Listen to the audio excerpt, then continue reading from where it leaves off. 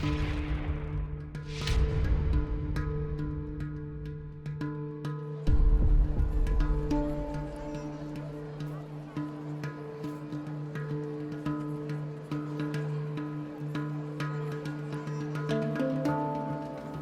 школьніцтва – адзін з галоўных нацыятворчых інстытутаў і інструментаў, якія актыўна пачалі выкарыстоўвацца ў эпоху асветніцтва, асабліва ў 19 стагоддзі. Напрыклад, Францыя праз масавае школьніцтва не ў апошнюю чаргу ператварылася з кангламерату розных рэгіёнаў з адметнай гісторыяй, правамі, часам мовай у краіну французскай нацыі.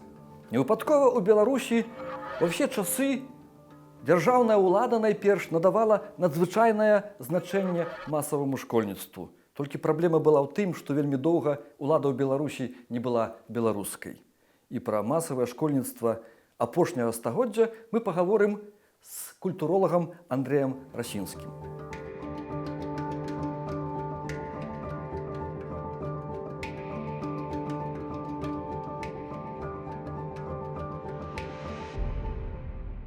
Андрей, на вашу думку, у чым важнасць нацыянальнай школы?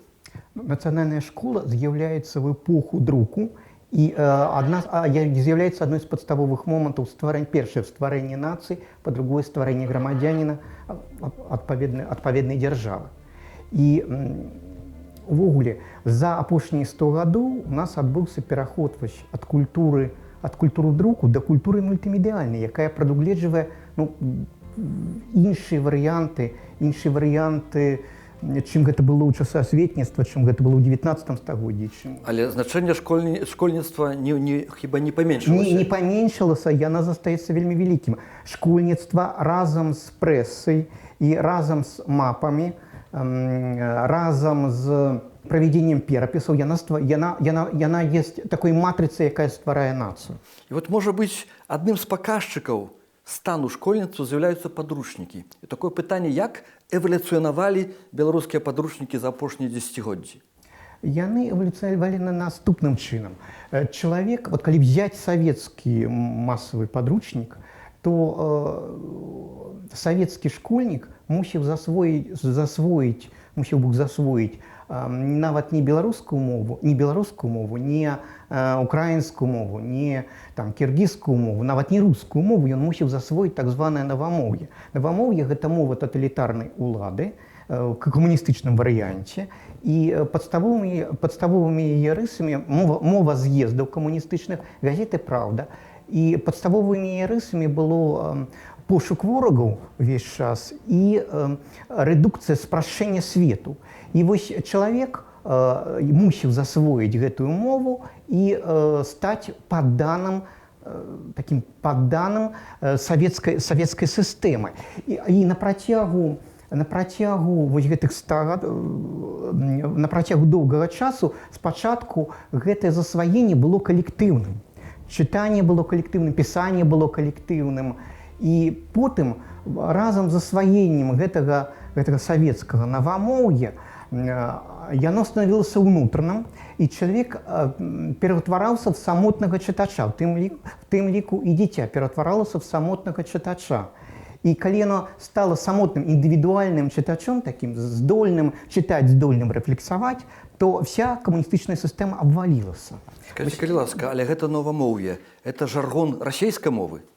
Гэта жаргон, скажем так, камуністычнай мовы. Яно з'явілася на рускай мове, але з рускай мовы яно перайшло ў беларускую і іншыя мовы, дарэчы. Вось тыповыя персанажы для навамоўя, галоўныя настаўнікі і галоўныя друкары, якія стваралі дзяцей. Вось, гэта падручнік 50-го года Марыі Есюнас.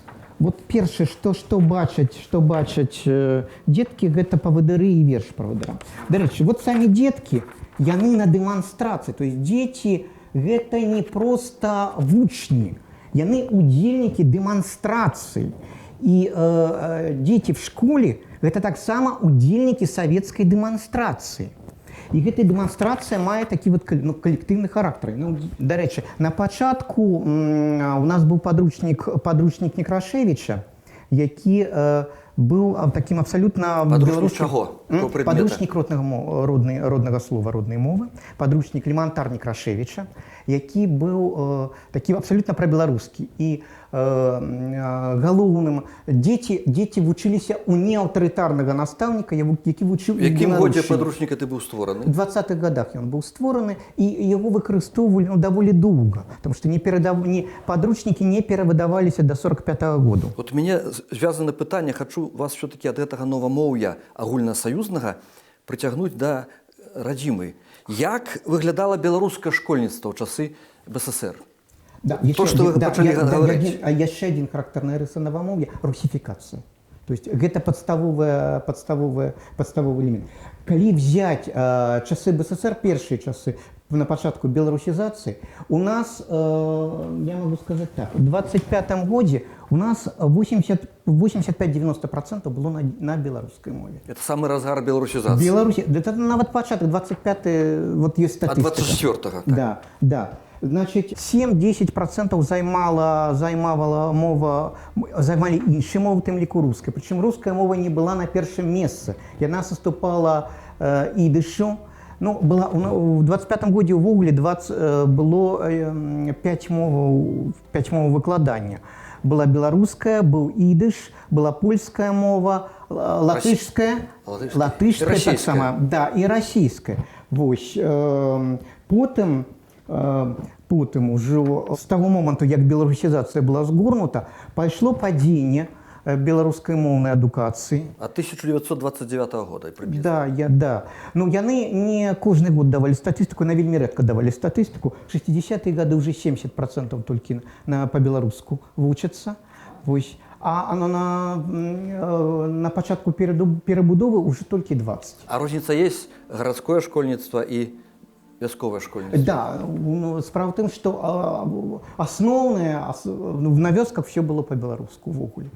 Гарадскія былі, конечно, больш русифікаваны ўвогуле. В 25-м годзе там пад 60-70% было на беларускай мове, менш, чым 90, натуральна. Там вялікая была доля габрэйскага насельніцтва. Там яшчэ вот этой змены у кірунку русифікацыі школаў былі звязаны з сістэмнасцю. ВНУ пераводзіліся на расійскую мову. Да. На пачатку ВНУ там пачалі выкладаць па-беларуску, потым ВНУ ўжо толькі па-расійску. І, дарэчы, спачатку зачыняліся вот гэтыя школы габрэйскія, школы латышскія, школы польскія, а потым прыйшла чарга і беларускіх школ. А пад канец існавання БССР уже ў часы перабудовы, які працэнт быў гэтых школьніцтва?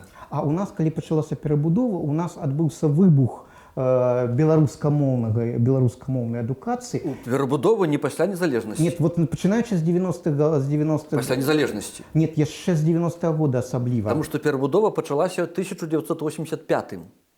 Ну, вот пачынаючы 10 з 8... Там статыстыкі няма по 85-му году. Там статыстыка з 87-го дзеці. Вот з 87-го... 60-е гады было 70% беларускіх школ. У 80-е? 20. О! 20. Вот на момент перабудовы было 20% школ. И к 95-му году у нас было уже 40% на Пришла незалежнасць, 90-91 год, і адбыўся некі выбух, некія змены. Да. І, школы пачалі адкрывацца ўжо раней, чым 90-м годзе. Вось. І гэты працэс, дарэчы, разам з кнігадрукаваннем, таксама выбух на беларускай мове друкавання. Я удзельнічаў нават в гэтым працэсе. Пасля прыняцця закона аб мовах у 1990 годзе я займаўся беларусізацыяй аднаго з універсітэтаў. І пабачыў, што ВНУ пераводзіцца на беларускую мову, і гэта цягне за сабой перавод школаў. Людзі аддаюць дзяцей у беларускія школы, таму што ёсць працяг адукацыі. І, дарэчы, з'явіліся яшчэ школы на польскай мове. Я бачыў нават, што в 90-е гады там, па-моему, ці то на таджикскай, ці то на туркменскай нават было выкладанне. Беларусі? Да, вот один год нейкі там была школка такая, нават так было в 90-е гады. Упершыню ў найноўшай гісторыі масавае беларускае школьніцтва ўзнікла на тэрыторыі, акупаванай немцамі ў Першую святовую вайну паміж 1915 і 1918 гадамі.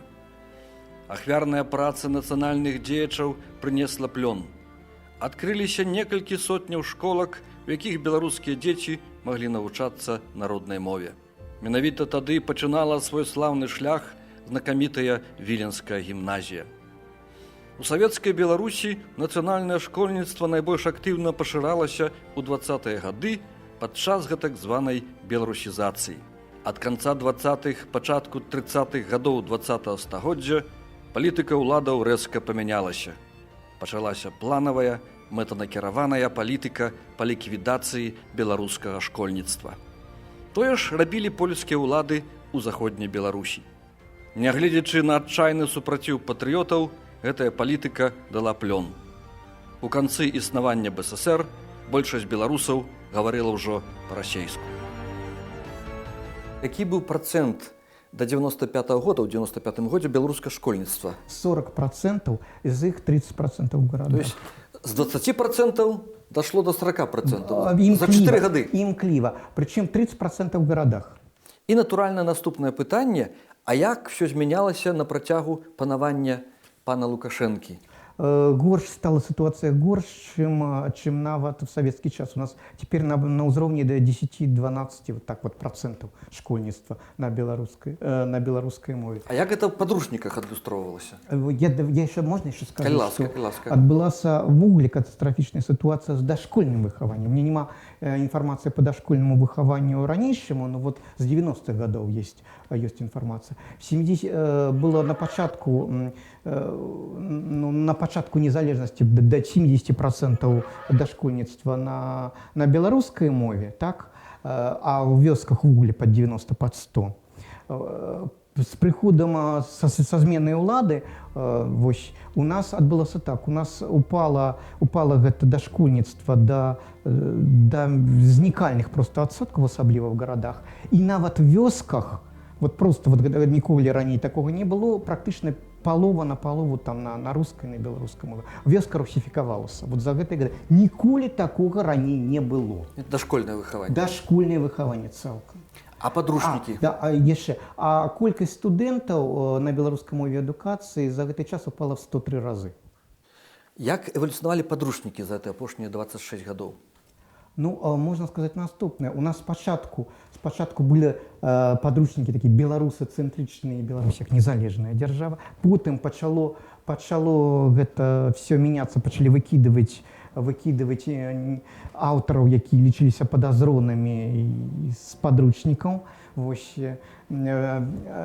письменников, письменниц и так далее.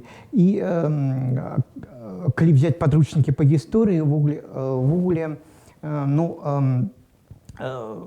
подручники для старейших классов 20-е стагоддзя, там фактычна прысутнічае один галоўны персонаж, які дзейнічае. Гэта былы кіраўнік дзяржавы. Але калі взять подручники, якія распавядаюць пра, напрыклад, пра Вялікае княства літоўскае, пра пачаткі беларускай дзяржаўнасці, яны ўжо цалкам пра беларускі, і там былі пэўныя адкаты, но тым не менш яны ўжо выхоўваюць грамадзян Беларусі. Гадоў 5 назад такі выпадак быў з маёй дачкой у гімназіі класу, задалі такое заданне, далі вывучыць на памяць выказванне Гоголя пра вялікі магучы рускі язык, самы вялікі, самы магучы, як было ў савецкія часы. Дачка адмовілася, сказала: вы это скажыце англічаніну пра самы вялікі на свеце рускі язык. Дзякуй Богу, не было наступстваў для дачкі. Настаўніца была разумная, аказалася, але сам факт. І мне такое пытанне пра прапорцыю навучання беларускіх школьнікаў расійскай мове літаратуры і беларускай мове літаратуры. Ну, теперь такая ситуация фактично, что белорусская мова выкладаецца на ўзроўні замежнай мовы. Вот такое... І, на жаль, веданне таксама адпаведнае. А такое яшчэ пытанне. А вот ввогуле ці існуе в сённяшняй Рэспубліцы Беларусь сістэмнасць адукацыі на беларускай мове, каб ад дашкольных установаў да універсітэта дзіцёнак мог прайсці ўсё па-беларуску? Адсутнічае. Нават у нас праблема з лагапедамі. Яны ставяць рускую мову, не беларускую. Отсутнічает системность эдукации дошкольництва, школьництва и, конечно, ВНУ. В ВНУ есть выкладание на русской мове, еще пишут русская и белорусская мова, и особенно белорусская, там зникальная колькость людей просто.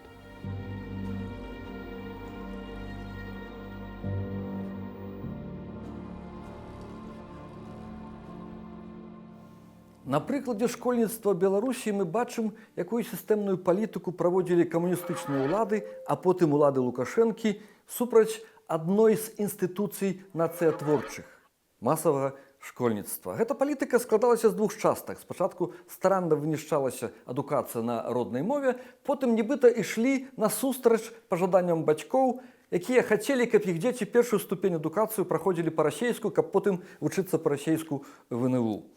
І мы бачым наступствы. Сёння Рэспубліка Беларусь хіба адзіная краіна ў свеце, дзе мова тытульнай нацыі дыскрымінуецца, і краіна ўсё ніяк не можа перажыць падлеткавую хваробу маладой нацыі аўтарытарызму.